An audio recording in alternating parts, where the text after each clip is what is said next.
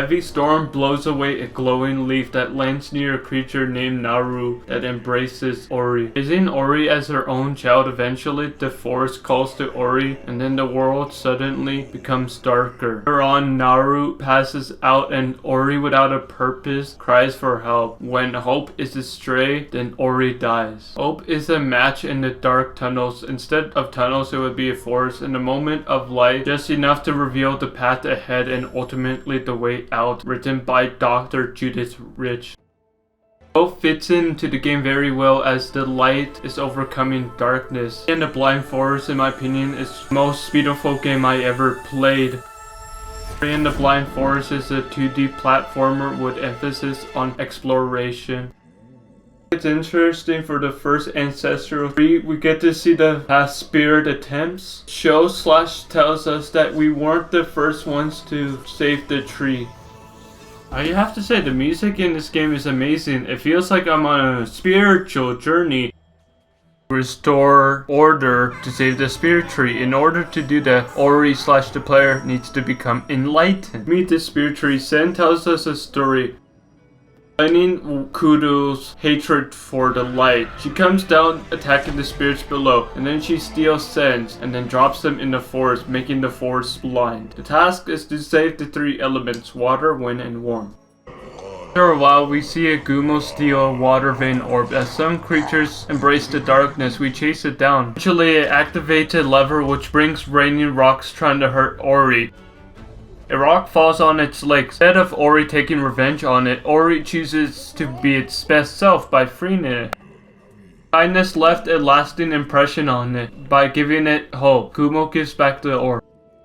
It can help us feel good about ourselves, increasing our self-worth. It's the motivation function to explore our full potential.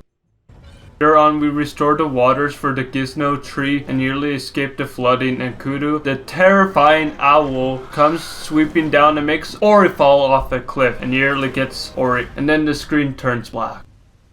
We hated the light. Ori's kindness saved it. We see Gumo, the character we just saved, helped us from an uncertain fate. Kindness spreads. Once someone does something kind, it spreads to others as a form of cooperation. The definitive edition, they added 2 new areas. Blackroot Horo is the backstory of Naru. As a child, she embraced the light, taking care of them. Her father disapproving, believing it to be dangerous to mix the light and dark.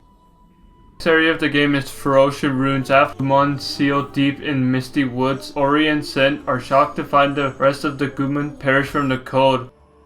We see Gumo grieving over his kind. The death of his race led its fate into things it once believed in to be challenged. The reason why it stole the orb was because of selfish reasons. Embraced the darkness as it knew it was the easy way to survive. Overhears Ori and Sen to vow to save Nibble. They escape the area. Gumo ended up in Kuro's nest to learn the truth of the past. Kuro had 3 owl children, and the spirit tree's efforts to find Ori killed her 3 children. Kudo got angry at the spirit tree and took the light. I think this is a great idea to give the main enemy a backstory to their actions. This makes the story more believable, more enjoyable, as the enemy who is there just because the stories tend to have enemies.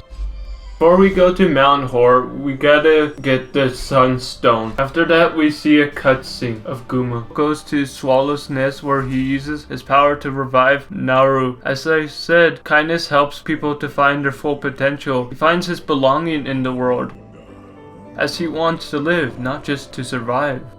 Final area of the game is Mount Hor, the element of warmth. Ori and Sen finally rekindles it. Kudo arrives attempting to hunt them. The fire spreads around the wilderness. Ori flees from Kuro and dives into the burning trees. Sen notices the trees aren't too far and Ori gets up. They try to use Kudo's further. However, Kudo stops them both. Knocking Ori unconscious, Naru embraces her child and something changes within her. Seeing Naru in distress reminds Kuro of her actions that made her into the monster she hated. She takes Sen back to the tree and to restore the balance of Nibble. Kuro sacrifices her to the light perish. However, in a way, she gets to live on.